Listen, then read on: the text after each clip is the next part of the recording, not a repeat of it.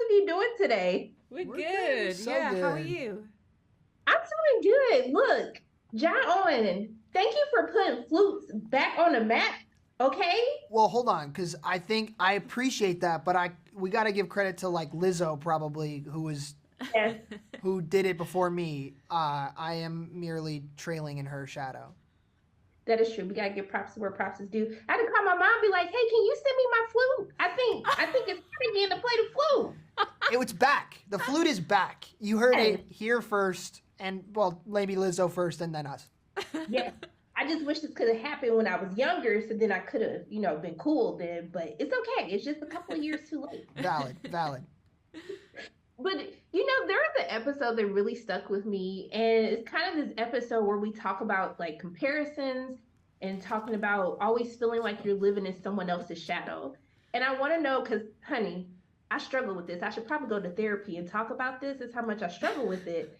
But like, how, like, is this something either of you have dealt with, or how have you actually overcome, if you have? You, Wow. I, when Where you to look at- begin? yeah, It's a you're big looking at me. question. You go first, to be clear. Yeah, I think I often say that the death of everything begins with comparison, and I think yeah, we need to. So profound. I know. So lay that one on you. Yeah, I think it's a real trap of the modern age, and anything we can do to sort of to not engage in that kind of thinking, I think is healthy and helpful. Which episode was it? I'm just curious. I'm trying to think. If it's It was the episode with the chainsaw. yeah, 7. Oh, yes. 7. Yes, living in the yeah, of course. Yeah, no. That is it's funny cuz that episode focuses very specifically on that, but that is really like the underlying theme of the entire show. Yeah. And it was super personal to me because in the realist way, it's like I do grapple with this notion of like, will I ever be able to be my own person? Like, can I escape the comparisons? And then internally within my own head, there's an innate desire to compare myself to my peers, my dad, the people around me, and it just never leads to a healthy headspace. So I agree with Sean. I'm learning to zen that out, but doing this show is not helping that in any way. You helping us though. See, we had our first therapy session. We're gonna get through this. I'm gonna call you and we're gonna talk this out a little more because yeah. I'm gonna hold you to it, okay? Okay, sounds good.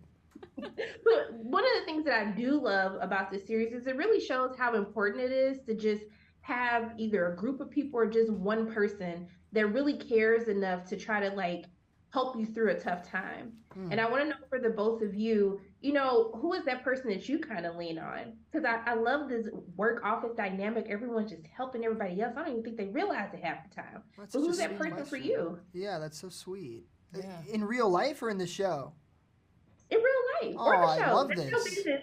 That's your business how She's you want to digging answer. deep. I really like that question. I have so many people that I lean on, is the truth. I've built like an entire network,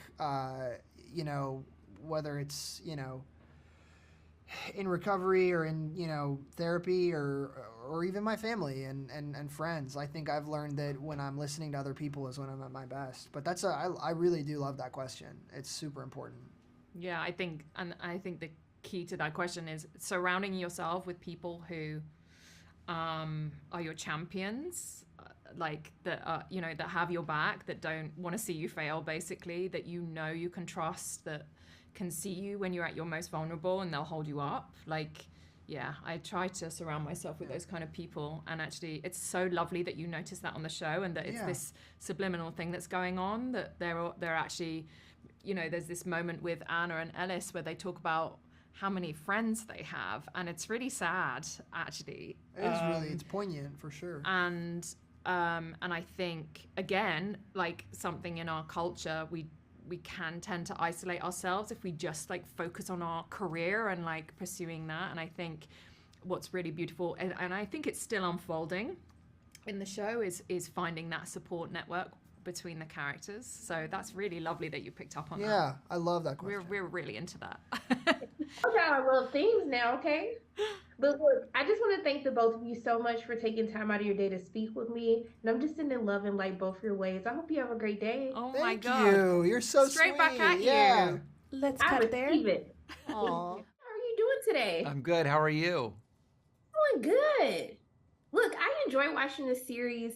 I really love the themes of the series, and I love how in this work culture that we have people who are constantly looking out, for their colleagues. They're trying to find ways to like just help them be better or help them with some issues that they have. Yeah. And I want to know for you, like, how have you tried to like kind of have a group of people around you to kind of support you when you're going through times of need? Yeah, listen, we're only as good as the people that we surround ourselves with, for sure. No matter what we're doing, what our jobs are, where we are in the world. And, it was important in Unstable, you don't get to Ellis Dragon, my character's place in the world, without being a real leader.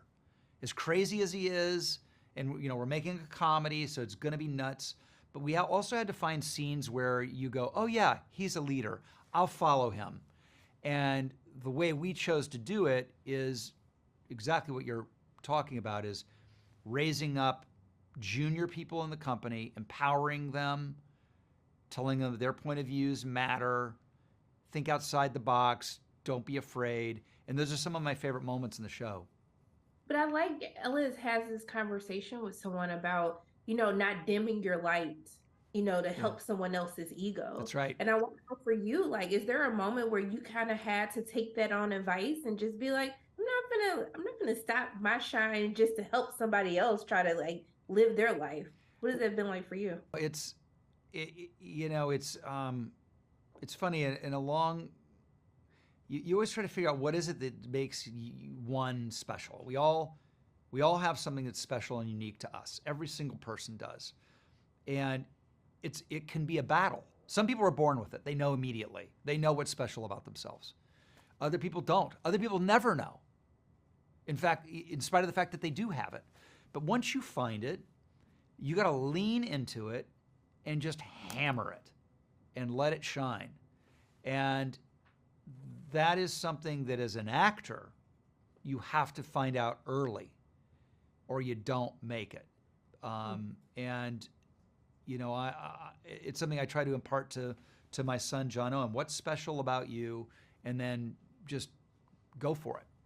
But I think also too, I think the biggest thing that stood out to me, even with the relationship between father and son on the series, but also too, is just that comparison game where you're constantly feel like you might be living in someone else's shadow, or you're constantly comparing yourself to somebody else. Like, have you ever dealt with that in this industry, or is there any words of wisdom that you can give for those who are really suffering from that comparison game? Well, one of my favorite quotes I've ever heard, and it's in the world of drug and alcohol recovery. People use it a lot, and it's my favorite thing, is never compare your insides to someone else's outsides.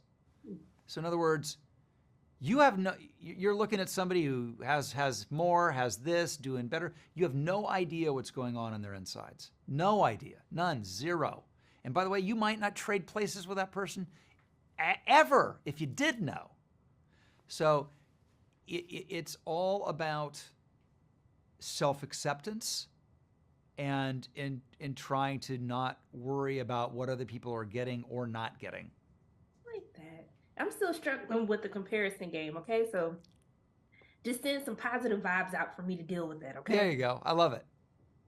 But how is it like working with your son? I love this. I don't know if I could work with my parents, but how was it working? How was it for you actually being able to work on this series together? Like, what's that experience been like?